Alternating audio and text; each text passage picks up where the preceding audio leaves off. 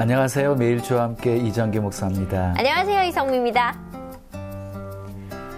목사님, 네. 올 한 해 보내면서 이렇게 돌아보니까 이 하나님의 은혜를 어찌할꼬 감동과 감격과 벅찬 마음 정말 하나님의 은혜는 한도 끝도 없구나 이런 생각이 들어요.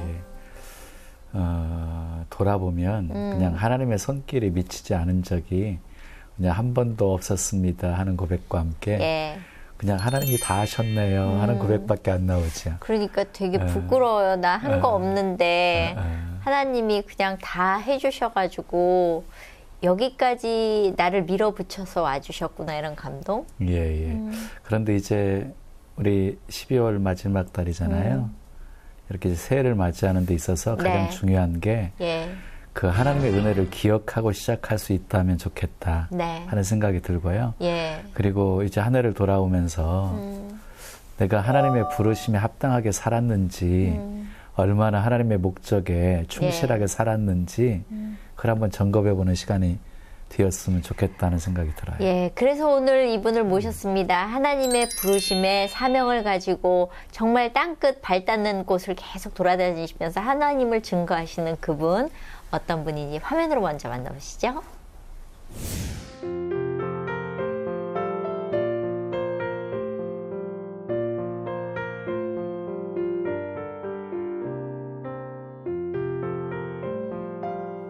오대양 6대주 지구촌 곳곳을 누비며 현지 사역자들을 지도해온 목회자가 있습니다. 중국 청도 한인반석교회 인경수 목사가 그 주인공입니다. 열방의 수많은 영혼들을 살리기 위해 깊은 오지, 아무리 멀고 위험한 곳도 가리지 않고 다녔습니다. 오직 하나님이 주신 사명을 따라 한 길을 달려온 인경수 목사와의 만남, 바로 지금 시작됩니다. 네, 청도 한인 반석교회 인경수 목사님 모셨습니다. 어서 오세요. 반갑습니다. 멀리서 오셨습니다. 중국에서. 반갑습니다. 우리 먼저 우리 목사님 그 목회하고 있는 교회 이름과 그리고 지역 좀 이렇게 간단하게 소개해 주시죠. 중국 청도에 있는 반석교회입니다. 우리 교민들 교회입니다. 거기서 시부하고 있고요. 우리 청도는 한국에서 가까운 도시고 또 1000만 도시 인구가 살고 있고요. 옛날 독일 사람들이 세계에서 제일 아름다운 도시를 건설하려고 했던 그런 곳입니다. 그럼 보통 어떤 분들이 거기 살고 계세요? 주로 이제 한국 기업인들이 많이 진출하고 계시고 또 주재원들, 또 유학생들도 계시고 그래서 중국 내에서는 우리 한국에서 가신 교민들이 제일 많이 살고 계신 도시로 알고 있습니다. 청도는 관광객들이 되게 많이 오지요. 보통 중국 내에 세 번째로 많이 오는 도시로 알려져 있고요. 기후도 좋고 또 이 교민들이 이렇게 새로 정착하시기에 좋고 또 한국에서 가까워서 비행기 값도 싸고 하루에 16번 비행기가 들어요. 그래요? 그럼 직접 목사님이 개척하신 건가요? 그런 교회는 아니고요. 우리 교회가 12년 됐는데 그래요? 제가 심한 지는 이제 만 3년쯤 되고 있습니다. 그런데 청도에서 목회하시기 전에 그 전에 전 세계를 이렇게 누비시면서 사역하셨죠.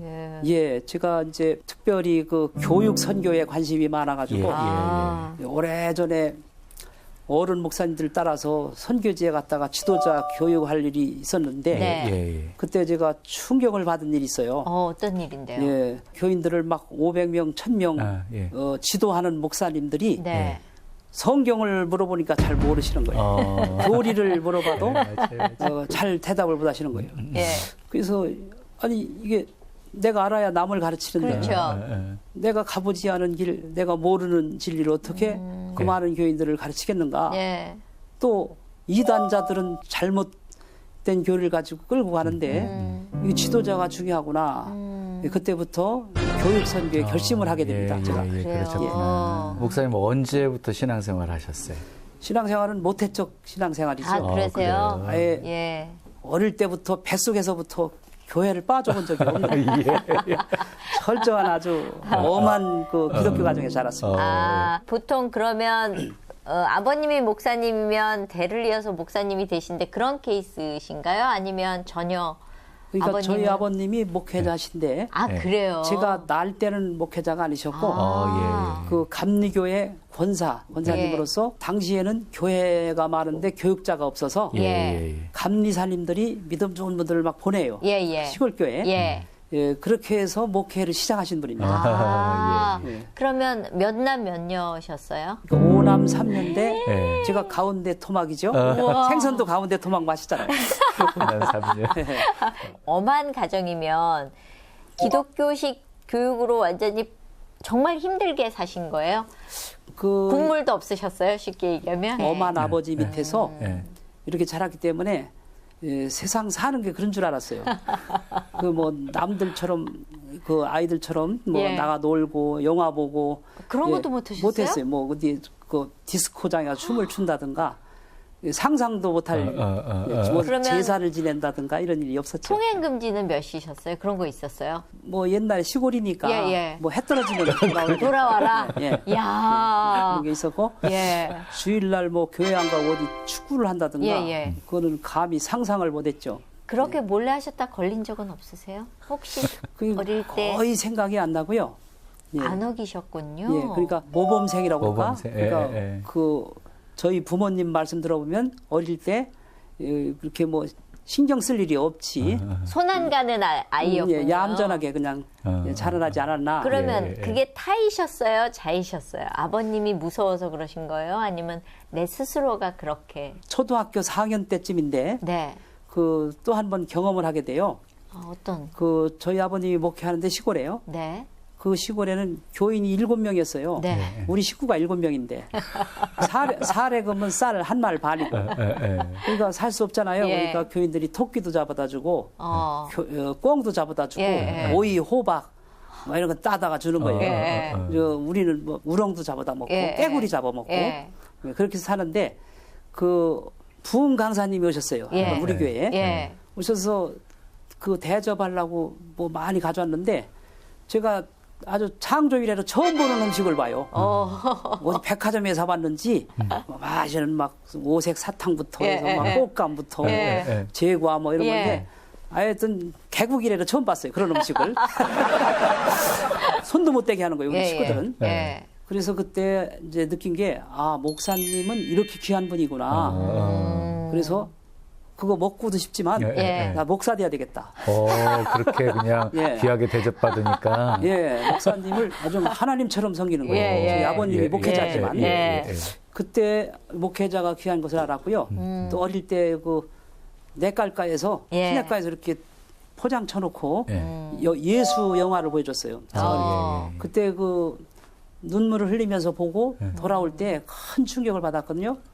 그때부터 나도 이제 주님의 종이 되리라 아버지처럼. 초등학교 4학년 때부터 희망사항 뭐 되겠냐 장래. 그때부터 항상 목사라고 하는 마음이 변치 않았죠. 지금까지.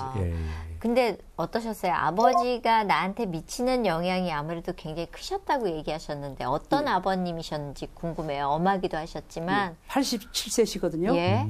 근데 그거 제가 학교에서 돌아오면 그러니까 소 없는 외양간에 이 거적 뒤집어 쓰고 기도하시는 거예요. 그런 모습을 보고 자랐고 저희 아버님은 독특하셔서 하루에 성경을 40페이지 그리고 기도는 4시간 지금도 그렇게 하세요. 그래서 제가 쭉 계산을 해봤어요. 언제부터 신앙생활 제대로 하셨습니까? 물어보니까 여쭤보니까 그 청년 때부터 했는데 그 계산을 해보니까 기도는 한 5만 시간 하셨고 성경은 250번 이상을 읽으셨어요. 매일 그 기록해 놓으세요. 언제까지 몇 번 봤다는. 그런 아버님 밑에서 이 말과 행동이 같은 그리고 아주 복음 전도자들이 어릴 때부터 들끓었어요. 저희 집에. 그 전도자들이 오셔서 늘 같이 생활하고. 그런 영향을 받아가지고 저희 집안에 11명의 교육자가 나옵니다. 저희 아버님 때문에.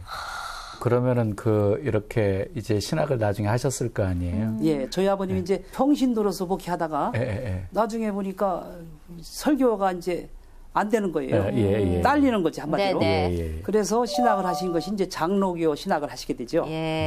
그 바람에 감리교 교육자로 시작했다가 장로교 신학을 하는 바람에 그 교회를 사임하셔야 되죠. 그런 다음에 옛날에 있던 재산을 다 털어다가 이제 성남 옛날에 광주 대단지라고 그랬어요. 거기에다가 땅 40평을 사가지고 이제 허술하게 그 블럭 교회를 세우고 이 바닥에는 가만히 깔고 그때부터 그렇게 시작을 하시게 됐죠. 그런데 막 아버님이 목회하시면서 개척 사역을 하시면 굉장히 많이 고생스럽잖아요. 그 고생스러운 모습 보시면서도 목사님 되시려고 하셨어요? 그러니까 우리 5남매 중에 그 목회 길 안 간 뭐 형님 누님도 있지만 3남매가 목회자가 됐고 목회자 부인이나 근데 제 같은 경우에는 그 어릴 때부터 그 목회자가 그 항상 동경이었습니다. 왜냐하면 저희 아버님이 목회를 그래도 뭐 울면서 하신 게 아니고 언제나 기도를 많이 하시니까 그 교회가 언제나 그 교회 천국이라고 그럴까요?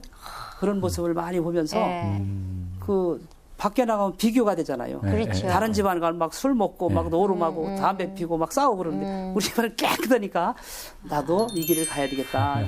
그 옛날에는 이렇게 그 크리스마스 때인가 이럴 땐 또 왜 집집마다 다니면서 노래해주고 찬송가 불러주고 이런 시절도 있었는데 지금은 그게 없어졌어요. 새벽송 돌고 그것도 하신 거예요? 아 그러면 근데 다니다가 막 저 논길 지나가다가 빠져가지고 막 발이 푹푹 빠져가지고 진흙창 돼가지고 그래도 과자 한두 달이 가져오잖아요. 차로 메고 와가지고서 그럼 다 나눠 먹고 성탄 예배 드릴 땐 졸고 앉아 있고 밤새 돌아다녔어요. 안 자고. 그 시절이 많이 그리우시죠. 그때가 더 은혜가 많고 참 좋은 감정이 있어요.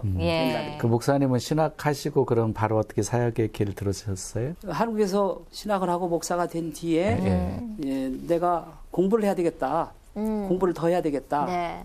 그래서 이제 캐나다 밴쿠버에 그 은퇴하시는 목사님이 계셨어요. 근데 그 전에 이미 제가 영락교 도서관에 가서도 영어를 많이 공부했고 해서 미국의 이 분교가 한국에 생길 때 최초로 공부를 했거든요. 그래서 영어가 가능했어요. 영어로 이렇게 생활할 수가 있어요. 그러니까 저는 결혼할 때부터 아이도 안 낳았거든요. 주를 위해서 몸 바치자 해가지고. 진짜요? 그래서 아이를 낳아서 키우려면 그 많은 경비가 드니까 언제 주의 일을 하겠나. 우리 형제들 많이 있으니까 많이 나라 그러고 그래서 우리는 저 주를 위해서 공부해서 세계로 나가자. 제 아내한테 약속을 받아내서 했는데 중간에 부모님들이 암정이 내려오는 거예요. 왜 안 낳냐고. 그래서 조사해가지고 아이를 가졌어요.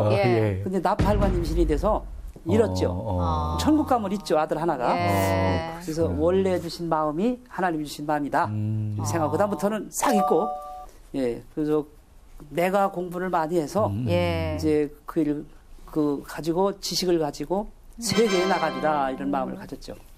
그러면 해외 제일 처음에 가신 곳이 밴쿠버. 1987년도죠. 그럼 그곳에서 어떻게 개척도 하셨었나요? 거기도 이제 은퇴한 목사님 교회에 갔는데요.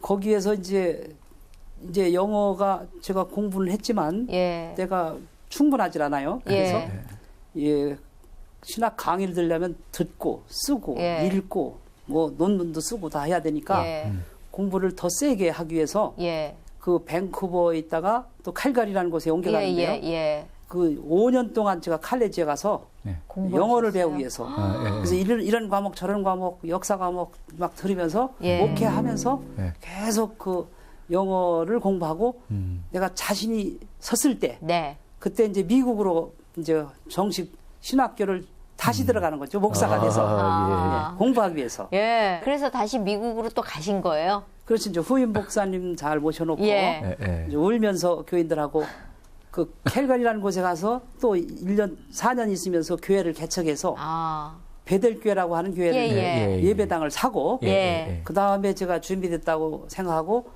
이제 샌프란시스코에 골든 게이트 세미나리라는 학교가 있습니다. 유명한 학교인데 그쪽으로 공부하기 위해서 이제 떠나지요. 근데 거기에 우리 교단교회 없어서 또 개척을 해요. 거기에서도 개척을 하고 그 학교를 입학하려고 했는데 갑자기 교단에서 문제가 생깁니다. 아하. 시애틀 쪽에 있는 저희 교단교회가. 그래서 그쪽으로 가라는 거예요. 그래서 알겠습니다. 저는 학교 중심이 아니에요. 어느 도시, 조그만 도시든지 그 학교에 있는 학교 가는 거예요. 좋은 학교 따라가는 게 아니고. 그래서 시애틀에 있는 그 교회를 도우면서 그 교회 목사님은 샌프란시스코 교회로 오시고 개척한 지 2달 만에. 그래서 거기에서 이제 노스웨스트 베프티스트 세미나리라는 학교에서 MDB부터 다시 공부해요. 다 학생들인데 저만 목사예요.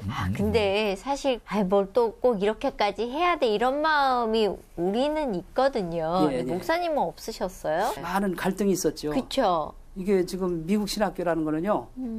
제가 다니는 신학교가 90년 된 신학교였는데 이 한국 학생이 당시만 해도 5명이 졸업을 못했어요. 공부가 얼마나 센지 그 첫 학기에 헬라어, 히브리어 그램마 다 떼야 돼요.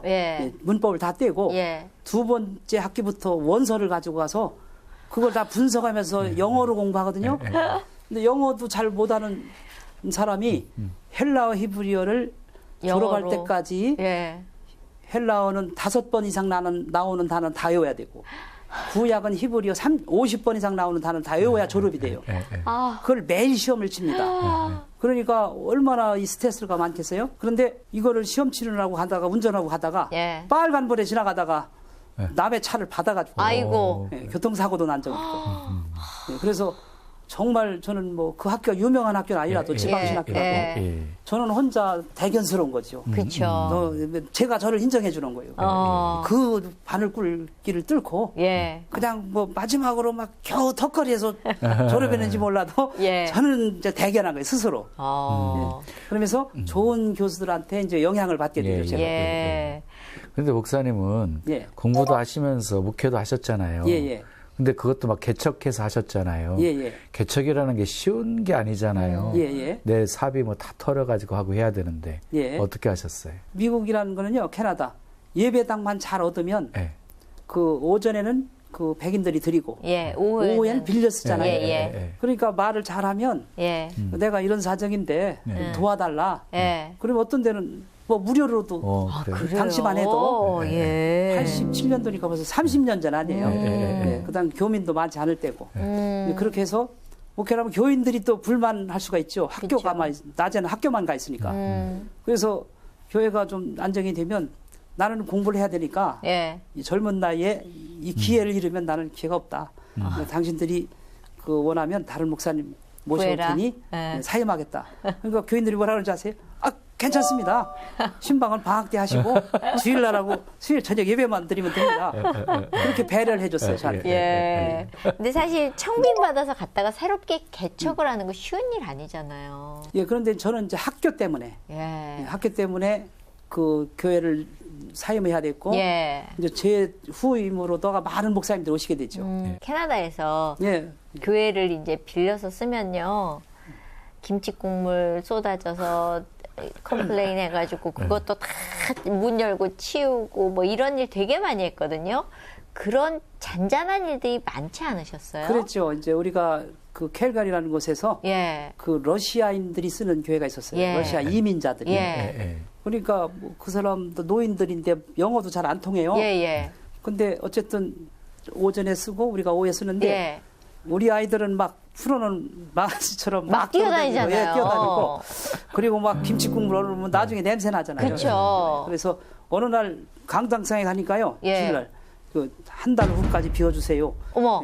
충격적으로 비워달래요. 그럼 우리가 그 당시에 얻을 교회가 없었어요. 그렇죠. 그래서 이제는 이제 뭐 교회를 이거 파할 수도 없고 가정에서 드릴 수도 없고 그래서 이제 긴급으로 알아보니까 마침 예배당 하나가 판다고 내놨어요. 11만 달러요. 11만 달러에. 그래서 돈이 없잖아요. 우리 재정을 살펴보니까 5천 불밖에 없어요. 그래서 저부터 희생했죠. 제가 타고 다니던 차를 월부로 산 지가 얼마 안 됐는데 새로 이민 오는 분한테 파격적으로 팔아가지고 보태고 헌차로 바꾸고 저는. 그리고 이제 한국에 있는 교회들에게 사정을 했어요. 근데 캘거리에 있는 다른 교회들이 우리를 도와줬어요. 다른 교민 교회들도. 우리를 좋게 보고 이쁘게 봐서. 은행용잔에서 예배당을 사버려요.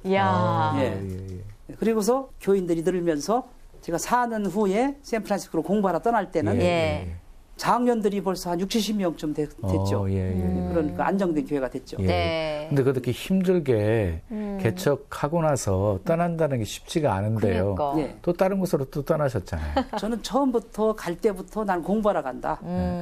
어떻게든지 공부해서 한국으로 돌아가리라. 그리고 세계 교회로 돌아가리라. 그런 마음이 있었기 때문에 하나 아깝지 않아요. 그런데 막 캐나다, 미국 이렇게 왔다 갔다 이렇게 움직이시면서 좀 자주 움직이시니까 좀 한 곳에 좀 정착해서 목회하고 싶다 이런 생각 안 드셨어요? 저는 이제 경험으로 봤죠. 하나님이 나를 이제 그 세계 오지 다니면서 가르치려면 하나님이 나에게 연단을 시키는구나 해서 이런 교회 저런 교회 작은 교회 큰 교회 도시교회 개척교회 다 하고 개척교회 하다가 교인이 떠날 때는 너무너무 마음이 아파서 운전대를 잡고 막 엉엉 운 적도 있어요. 한 영혼이 개척교회 할 때 한 영혼이 교회에 들을 때 그 기쁨과 한 영혼이 떠날 때 그 너무 가슴이 아프거든요. 그러면서 이 영혼이 얼마나 귀하다 하는 것을 아주 몸으로 뼈저리게 느끼면서 이제 준비해 간 거죠. 저는 교육 선교에. 그렇게 해서 계시다가 왜 그거 있잖아요. 아유, 이렇게 돌아다녔는데 다시 한국에 와서 있어야 되겠다. 이런 마음은 안 드셨어요? 마침 제가 이제 공부가 마치고 끝날 때쯤 그 우리 아버님이 은퇴하게 돼요. 저희 교회에서 또 상대원에 있는 교회에서. 그러니까 은퇴하니까 후임자를 구해야 되는데 제가 소속된 교단은 작은 교단입니다. 분서교단. 근데 저처럼 유학파가 없었어요.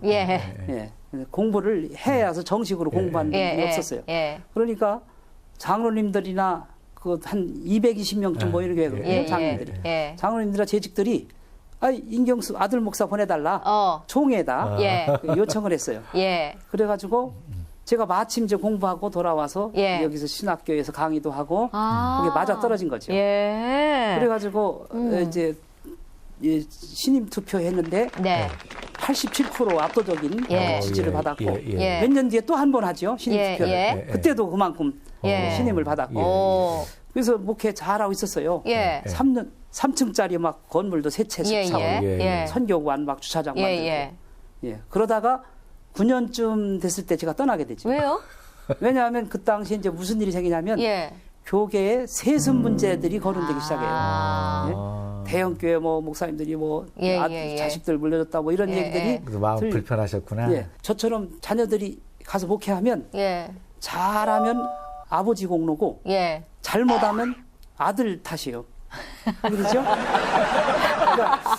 그러니까 불편해요 마음이. 근데 제가 거기 가면서 매달 2개월마다 세계를 다니면서 가르칩니다.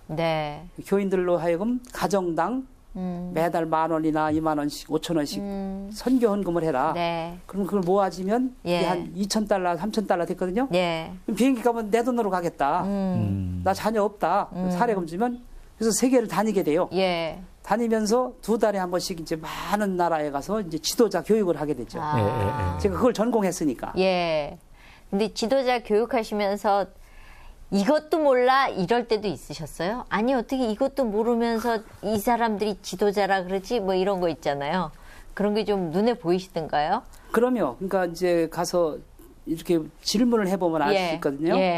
삼위일체에 대해서 설명해봐라. 중생한 증거 뭐 이런 것까지 대봐라. 또 말세론에 대해서 쫙 한번 풀어봐라. 교육자들한테. 그럼 대부분이 말을 못해요. 그러니까 신학교육이 똑바로 안 돼 있어서. 제가 샌프란시스코에서 이제 박사과정 그 교육학을 공부하거든요. 그때는 그 GTU라고 하는 그 라이브러리 도서관이 있어요. 미국에서 2번째 큰. 그러니까 한국에서 한국 교회사를 연구하려면 거기 가서 연구해야 됩니다. 왜냐하면 옛날에 선교사들이 보낸 편지, 일기, 뭐 이렇게 선교 잡지에 나왔던 그런 것들이 마이크로피셔라고 요거만 필름 한 장에 수백 페이지가 들어가는 게 있어요. 그걸 찾아내서 저도 지도자 교육하는 데 있어서 그 필름을 찾아내서 옛날 단정된 책들, 몇백 년 된 책들 쪽에서 이 성직자 교육에 대한 자료들을 매일 그걸 뽑아서 이제 그걸 연구하는 거죠. 그렇게 해서 세계 지도자들을 가르쳐야 되겠다. 이제 그런 마음을 먹게 됐죠. 그래서 한국에 와서도 해요. 아, 그래요? 그런 일을. 저희 같은 사람도 들을 수 있나요? 좀 배우고 싶고 이런 사람들도? 지도자들 만나면 따라하라고 그래, 3가지. 내가 알아야 남을 가르친다. 내가 뜨거워야 남을 변화시킨다. 내가 실행 실천 모범 보여야 다른 사람을 바로 세울 수 있다. 저는 이제 한국에 와서 정식 교수도 아니고 목회하는 목회자 아니에요. 그러면 교수님도 훌륭한 분도 많고 큰 목회자님도 많으니까 나는 갈 데가 어디냐. 오지로 가자. 그러니까 세계 선교지 가보면 제1도시, 제2도시는 선교사님들이 많아요. 근데 제3도시 또 보더 말고 국경도시 이런 없어요. 그러면 제가 영어가 좀 통하니까 그러니까 영어를 통역할 수 있는 분은 현지에 어디나 있어요. 어느 나라. 그럼 그분들하고 다이렉트로 이제 점심만 주면서 그 도시의 교육자들 다 와라. 그러면 일주일씩 이렇게 막 하거든요. 그러면 하루에 8시간씩 500명도 모이고 800명도 모이고 점심 한 끼 주면요. 어마어마하게 모이는 거예요. 그러면 그 남미 같은 데는 막 백인들 아니에요. 유럽에서. 제가 백인들 잘 다뤄요. 그럴 것 같잖아요. 백인들 막 다루면서 그 말씀을 가르치는 거죠. 이제 그 안정된 그 사역지도 떠나셔서 세계 선교 이렇게 활동을 하시게 되시는데 그러시다가 어떻게 그 청도 한인 반석교회로 가시게 되셨는지. 그러니까 그 상대원 교회라는 교회에서 그렇게 잘 하고 있었는데 뭐 교계 세습 문제도 있고 불편하니까 그때 마침 남미에 그 1,200명을 가진 신학교가 있었어요. 학생들이. 도시마다 있어요. 학생들이. 그러니까 이 수도로 모이지 못하고 교수들이 순회하면서 가르치는 그런 프로그램이 있었습니다. 거기서 저를 와달라고 요청이 와요. 에이, 잘 됐다. 그러면 이 교인들을 설득해서 이런 교회는 누구라도 올 수 있으니까 오고 싶은 사람 많으니까 목사님들 나를 오지로 보내주시오. 이렇게 오지 선교는 아무나 못한다.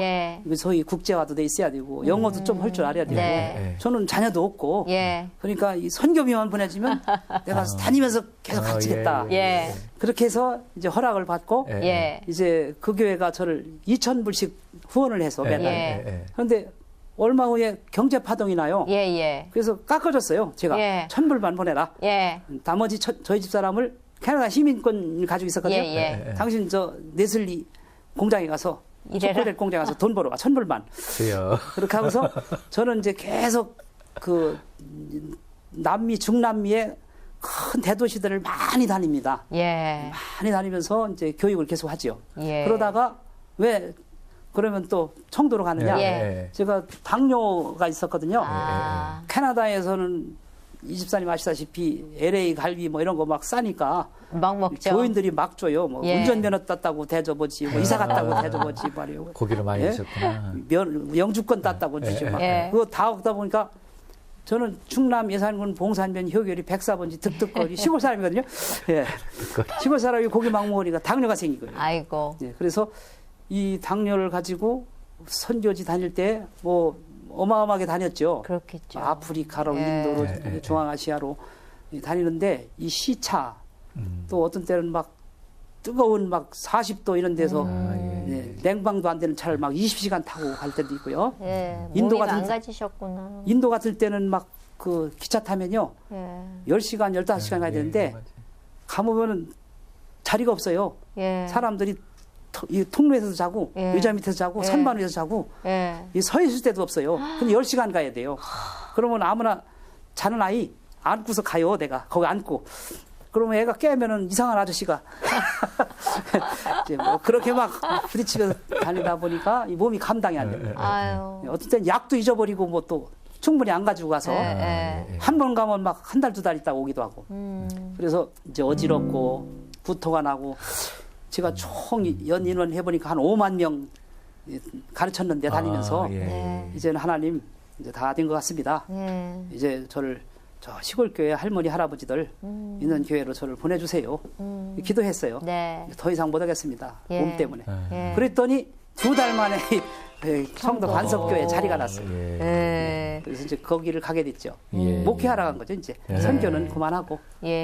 그래도 거기서 또 선교 사역은 계속 하고 계시는 건가요? 그런데 가보니까 이 하나님이 너 이제 몸으로 뛰지 말고 이제 컨트롤 타워가 돼가지고 일하라고 하는 그 좋은 선교 자원이 있어요. 그게 그래요? 기업하시는 분들이 많고 그러니까 그동안은 이 현장 뭐 필드에도 안 나가보고 잘 모르시던 분들인데 제가 와서 막 세계 다니는 사진도 보여주고 경험 얘기들 많이 하니까 우리가 이거 다른 선교 장르가 많이 있지만 우리는 이 교육 선교해야 된다. 교육 선교 지도자를 키워야 된다.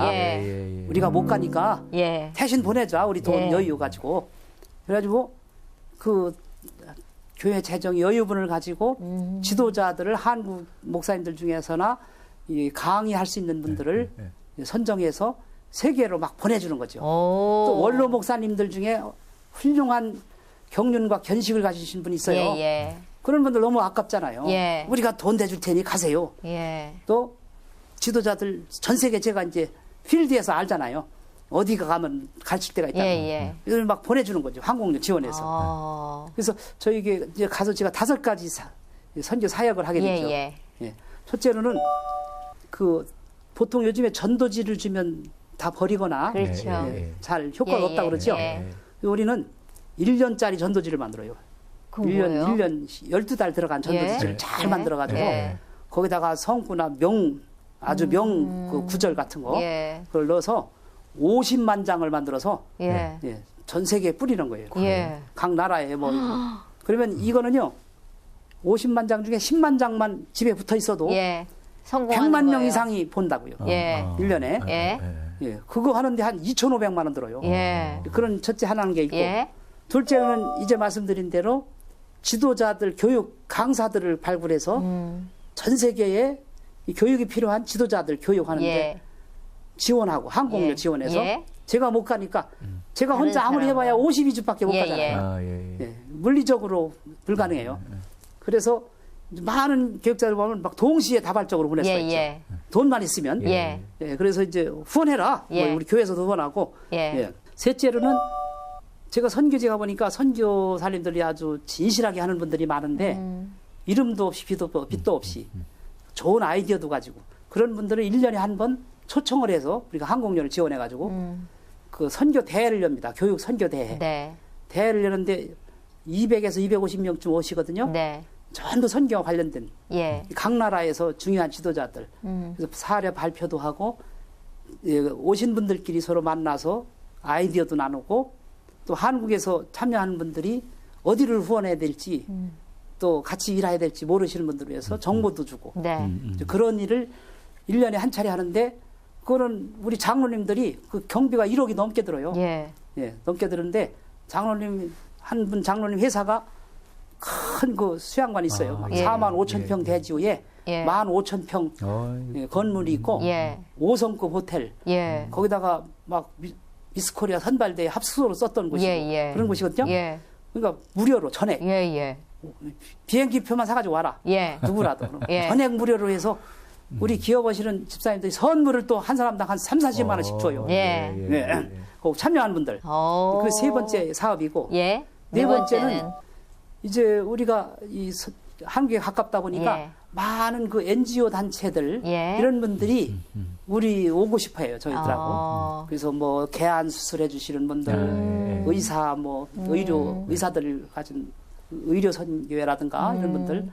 그러면 이제 현지에 뭐 이렇게 백내장 환자들 수술하도록 알선하고 고아원, 양로원 이런 데 가서 치료도 해주고 이제 그런 분들이 많이들 오시는데 그것을 우리가 도와드리죠. 도와드리고서 통역도 해드리고 다섯째가 이제 우리가 이제 교인들을 데리고 1년에 2차례씩 오지로 가는 거예요. 선교 현장을 세계. 그러면 가보면 교인들을 데리고 가면요 10가지 이상의 감정을 느낍니다. 불쌍하다, 나는 행복하다, 아, 참 안타깝다, 뭐 이런 10가지 이상. 그리고 사람을 만나게 되고 깨닫게 되고 정보를 얻게 되고 인맥과 인맥이 맺어지거든요. 그러면 제가 뭐 도와주라고 안 해도 알아서 다 뭐 귀한 일들을 하시죠. 그런데 지금 그 청도 한인 반석교회가요. 엄청난 일을 하는데요. 규모가 굉장히 큰 교회처럼 이렇게 큰 교회가 할 수 있는 일들을 하고 있거든요. 지금 그러니까 규모는 어느 정도 이렇게? 작년 주일날 출석이 한 150명 되고 아이들까지 하면 뭐 200 몇십 명쯤 되는데 평범한 교회죠. 건물은 그 대신 우리가 200평, 600평 교회 건물이 있어요. 그래서 공항에서도 가깝고, 그래서 냉난방이 다 돼서 이렇게 단기로 오시는 무슨 뭐 동문회, 중고등부 수련회, 또 무슨 오케스트라, MT 뭐 늘 많이 오셔서 환영하시고 물건이 싸죠. 근데 여기 수출하는 회사들이 많기 때문에 거기 가서 이제 산업 시찰도 하고 또 산동성에 그 큰 순교지가 있습니다. 그런데도 우리가 볼 수가 있고 배움의 장소도 좋고요. 독일 사람들이 세웠던 100년 된 그런 예배당도 있어요. 그래요. 그래서 지금도 뭐 초도 안 틀리게 시계가 돌아가고 그런 데 가서 우리가 이제 느끼는 것도 많고. 얘기 들어보니까 가보고 싶으시죠? 저희가 그래서 준비했습니다. 화면으로 만나보시죠. 중국 청도에 위치한 청도한인 반석교회. 성도수 300명이 채 되지 않는 이 교회에선 놀라운 사역들을 감당하고 있습니다. 해마다 무려 50만 장이 넘는 전도 달력을 제작해 해외 각국으로 배포하는가 하면 외롭게 사역하는 현지 지도자들을 재교육하고 영과 육이 지친 선교사들을 한국으로 초청해 위로하고 재충전시키는 귀한 일들입니다. 하나님 나라 확장을 위해 누군가는 꼭 해야 할 일. 칭찬도 보상도 없지만 인경수 목사는 앞으로도 기꺼이 이 일들을 계속해 나갈 것입니다. 그 많은 지역 이렇게 다니면서 사역하시다 보면 수많은 사람들도 만나게 되지만 정말 보람 있는 그런 일, 좀 기억에 남는 그런 감동적인 일도 있으실 것 같은데요. 저는 오지를 많이 갔으니까 뭐 브라질 아마존부터 뭐 보르네오 섬 깊이 들어가면 막 옛날에 목 잘라서 동네 앞에다 걸어놓고 들어오지보다 집 안에도 막 해골이 걸려 있고 막 그런 데도 막 가봤고요. 이제 아프리카, 뭐 중남미, 뭐 중앙아시아 많이 다녔는데요. 이제 보람 있는 일은 우리 도시 사람들은 말씀을 가르치면 그거 다 옳은 말씀이지만 잘 안 들어요. 근데 어떤 오지 가면요. 지나가다가 제가 이렇게 설교를 했는데 교인들이 많이 모였어요. 그래서 물어봤어요. 당신들 11조 생활하느냐? 11조 생활하는 사람 손들어라. 아무도 안 들어요. 아 그래? 그러면 내가 가르쳐준다. 11조 안 하면 죄니까 11조 안 하고 또 죄 안 짓는 방법을 내가 가르쳐준다. 그 기도를 해라. 하나님 수입이 없으면 11조 안 해도 되니까. 하나님 11조 하기 싫은데 수입이 없게 해주세요. 기도하고 또 11조 많이 하고 싶으면 많은 수입이 있게 해주세요. 기도하고 조금 바치고 싶으면 조금만 수입이 있게 해주세요. 그렇게 가르쳤어요. 그래서 뭐 이 사람들이 들을까 말까 하고 갔거든요. 근데 한 2년쯤 후에 다시 그 교회를 가게 됐어요. 그래서 올해요. 근데 자기들이 추수감사주의를 한 주 미뤄서 제가 오는 주간에 맞춰서 감사주의를 드린대요. 갔는데 강당상 뒤에 막 그 옥수수 자루 이게 막 수백여 개씩 한 뼘이처럼 쌓여 있는 거예요. 이게 뭐냐 그러니까 옛날에 목사님이 11조 가르치지 않았느냐. 그 말 듣고 진짜 11조 하냐고 말이야. 다 한다는 거예요. 다 하느냐 가정마다 11조 하는 사람 손들라니까 전부 손드는 거예요. 그런 일도 있고 또 뭐 아주 재밌는 일은 저 아마존에 갔는데요. 거기는 막 그 사람들이요, 막 옷도 안 입고 살고, 그 화장실도 필요 없어요. 뭐 돼지나 개가 다 먹어치워. 그런 데인데 애가 나면 그냥 애를 그냥 저 인절미 콩고물 붙이듯이 대굴대굴 흙바닥에서 잠도 흙바닥에서 자고 고양이도 자고 개도 자고 그런 데거든요. 그런데 거긴 막 이렇게 팔이 독충 파리가 있어요. 쏘면 여기다 막 굳어지가 막 생기는 벌레들이 많고 막 그러거든요. 그런데 선교사님이 조심하라고 그거 이제 쏘이면 큰일 난다고. 큰일 난다고. 그런데 거기 장뚱보에서 얘기하다가 계속 저는 주의 있게 봤죠. 이제 뭐 자꾸 맹맹 돌아다니니까 안 쏠려고. 그래서 나보고 기도하래요. 기도하면 기도하는 동안 쏘잖아요. 그래가지고 내가 손수건 꺼내가지고 기도합시다. 하나님 아버지 감사합니다. 여기까지 우리 리듬이 그죠? 쫓아내면서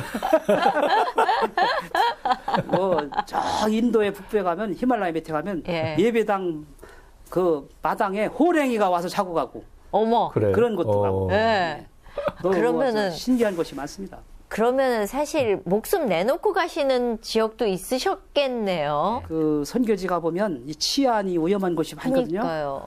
그다음에 이 강도하고 사기하는 방법이 많아요. 기발하게. 예. 여기 이렇게 쭉 이렇게 우리가 20명이 앉았어도 예. 두 사람한테 못 당해요. 여기 가방 가져갈 수 있어요. 주드새도 모르고. 예. 어떻게 하는지 아세요? 여기 쭉 넣는데 한 사람이 저기 가다가 꽈당 넘어지면서 예? 간질하는 거 마냥 막 쳐다봐요, 안 쳐다봐요? 쳐다봐요. 저 왜 그래? 그렇죠? 예. 그럼 한 여기 있다가 한 사람이 있다가 이거 가지고 달아가는 거예요. 오. 예. 야, 근데 뭐 그런 것뿐만 아니라 시차도 있고 너무 힘든 일들이 많으셨을 것 같아서 뭐 일일이 나열하시기가 그러시겠지만 가장 힘든 게 뭐였어요? 다니시면서. 가장 힘든 거는 가르치면 변화가 일어나야 되고 열매가 있어야 되잖아요. 네. 많은 시간과 자금 들여서 가르칠 때 이분들에게 이 변화가 일어나고 말씀에 대한 사모를 하고 그런 그 태도를 보일 때 기쁘거든요. 강사는. 그런데 뺀질뺀질 한다든가 그럴 때는 이제 괴롭죠. 마지막에 이 소감을 물어봅니다. 분들 중에 많은 분들이 울면서 우리 교회, 우리나라는 한국 같은 이런 훌륭한 선배들이 없고 선생들이 없는 게 너무 앙통하다고 너무 부럽다고. 저 같은 때는 한복도 두루매기 입고 와서 가르치거든요. 그래요? 우리 한국의 기풍을 좀 맛보라고. 근데 그분들이 처음에는 다리 꼬고 앉아가지고 좀 겸손치 않게 배우다가도 해봐라 하다가 가르치면 나중에 완전히 바뀔 때 그런 게 제일 보람 있고 그걸 받지 않을 때 괴롭죠. 내가 여기까지 와가지고 뭘 남기고 가나 이제 그런 게 괴로운 거죠. 그런데 목사님도 목사님이지만 함께 따라다니는 사모님은 또 얼마나 고생하셨을까 하는 생각이 솔직히 들어요. 제 아내는 저 때문에 뭐 초콜릿 공장 가서 일도 하고 생선 따르는 것도 하고 막 많이 했는데요. 여자는요 모성애라는 게 있어서 아이를 낳고 싶어 하는데 그 결정을 내리신다는 게 쉽지 않으셨을 것 같은데 저는 그 부분이 굉장히 높거든요. 여자 입장에서는. 그 어떠세요? 뭐 해피하지 않거나 뭐 갈등이 있다든가 그 뭐 나중에 노후 대책 어떡하지 뭐 이런 한 번 해본 적이 없어요. 그러니까 그 단마음으로 중간에 또 한 번 잃었잖아요. 나팔관 임신으로 하나님의 뜻인 줄 알고 단마음으로 우리가 일할 수가 있었고 그러니까 저희는 뭐 두렵지가 않은 거죠. 뭐 두 사람 못 사냐 어디 가서 왜 하나님이 목사님께 그런 특별한 사명을 주셨다고 생각을 하세요? 학교 갔다 오면 숙제하고 교회에서 기도하다 잤어요. 거의. 그렇기 때문에 그 영적으로 성숙해 있었다고 그럴까? 그 엄한 교육 환경, 엄한 교단, 그다음에 좋은 선생님 밑에서 제가 일찍부터 제 은사를 또 알았죠. 그래서 은사를 알았기 때문에 그 제가 가르치면요 이상하게 사람들이 잘 들어요. 잘 듣고 심지어는 주일학교 교사 때 부흥 강사로 나간 적이 있어요. 그것도 모르는 목사님이 나를 청했어요. 그 교회 장로님이 우리 교회 왔다가 여행 와서 사업상 왔다가 우리 교회 다녔는데 제가 저희 아버님이 잠깐 병나서 수요일날 설교한 적이 많았거든요. 신학교 때 신학생 때. 그 장로님이 설교를 듣고 자기 교회 강사로 추천해가지고 주일학교 교사가 그래서 하나님이 나에게 이 가르치는 은사를 주셨구나. 그래서 이것을 내가 갈 길이구나 이렇게 느꼈죠. 변함이 없었죠. 앞으로 많은 계획이 있으실 텐데요. 뭐 기도 제목 나눠주시면 함께 기도하겠습니다. 우리 한국교회가 받은 유산이 있습니다. 우리는 가난했고 전쟁을 치렀고 새벽 기도했고 교육자들을 하나님처럼 모셨고 그런 게 있잖아요. 나는 못 먹어도 닭 잡아드리고 그런 그 유산이 있거든요. 이거를 세계 가서 소개하면요 그런 교회가 없어요. 그렇기 때문에 순교자를 제일 많이 냈고 역사상 그래가지고 이런 한국교회의 유산을 정신문화, 영적인 문화인데 이거를 우리 한국교회가 맡아야 된다 저는 보고 그건 큰 교회만 하느냐 우리처럼 그저 보통 교회가 열심히 하면 교인들을 참 느헤미야 마냥 흥기시켜서 백성들을 일하게 만들면 느헤미야가 52일 만에 성을 쌓고 놀라운 기절이고 에스라 청에다가 성경을 가르치니까 막 대성통곡이 일어나고 대종교 개혁이 일어나잖아요. 이것밖에 살 길이 없다 해서 이제 저는 이제 그 교육 선교 에스라 교육 선교회를 만들어서 제가 은퇴하면 이제 9년 남았는데 9년에는 그 일만 하려고 그랬죠. 그 일만. 많은 사람들을 보내주고 좋은 스승들을 모셔다가 배워서 그다음에 가르치시는 분들을 보내서 또 가르치게 만드는 흠에도 소원이 그겁니다. 그러니까 죽을 때까지 일하는 거죠. 죄 일하는 거죠. 목사님은 어떤 찬양을 좋아하실까 너무 궁금한데요. 어떤 찬양 좋아하세요? 그래서 제가 그 인도에 갔다가요. 한 번은 그 막 도로를 막아놓고 데모대가 있어가지고 스케줄이 차로 4시간 가야 되는데 갔다가 돌아와서 저녁에 또 집회해야 되는데 그 데모대가 막은 바람에 차가 못 가게 됐어요. 그래서 갈 수가 없는데 갈 수 있는 방법은 오토바이만 갈 수 있대요. 그래서 오토바이 타고 뒤에 이제 타고요. 오토바이 2대가 4명이 타고 가는데 낮에는 가을 날씨라서 따뜻해서 좋았어요. 해도 찌고 있고 눈에 잘 보이고. 밤에 집회 마치고 돌아오는데 이 기온이 떨어지는 거예요. 초겨울 날씨. 완전 춥죠. 그래서 산성을 넘어오는데 이제 사람도 없고 집도 없고 옷 살 데도 없고 쉴 데도 없고 깜깜한 밤을 돌았는데 이게 체온이 떨어지면서 이게 막 몸이 굳어지기 시작해요. 그게 죽을 것 같아요. 오토바이니까 바람도 다 맞아야 되잖아요. 그래가지고 막 마비가 되고 그러는데 그때 제가 이 찬송을 불렀어요. 주님이여 내 손을 꼭 잡고 가소서. 폭풍우 어둠 속 해치사 빛으로 날 인도하소서. 오늘 그 찬양 들을 텐데요. 목사님 어떠셨어요? 선교는 가든지 보내든지 둘 중에 하나는 해야 되는데 우리 목사님은 그 두 가지를 한꺼번에 다 하셨네요. 뭐 너무 복잡하게 어렵게 생각할 것 없다고 생각하고요. 내가 속한 곳이 선교지라고 생각하고 이렇게 아직도 예수 믿지 않는 사람들 전도하기 위해서 힘써야 되겠다 하는 생각이 있고요. 그 다음에 기도의 지경을 좀 넓혔으면 좋겠어요. 기도의 지경이 넓혀지면 사역의 지경도 넓어지고 그러면 축복의 지경도 넓어지게 되어지거든요. 그래서 이렇게 부름받아서 멋지게 쓰임받고 사역하는 목사님처럼 우리는 우리대로 하나님이 보내신 자리에서 그렇게 하나님의 나라 아름답게 이루어갔으면 좋겠습니다. 우리는 보통 보면 큰 교회가 일을 한다고 생각을 하고요. 뭐든지 좋은 시스템 이런 걸 얘기를 많이 했었는데 오늘 목사님 말씀 들으면서 도전 참 많이 받았습니다. 내가 있는 이곳에서 하나님이 나에게 주신 소명과 사명을 잘 견뎌내고 이겨낼 때 하나님이 더 큰 힘을 주신다는 걸 피부로 느끼고 계시는 분을 만나고 나니까 내가 생각했던 어떤 틀이 다 무너지는 시간이었거든요. 2017년에는 새롭게 태어나겠습니다. 오늘 여기까지입니다. 우리 찬양 들으면서 이 시간 마무리하겠습니다. 감사합니다. 감사합니다.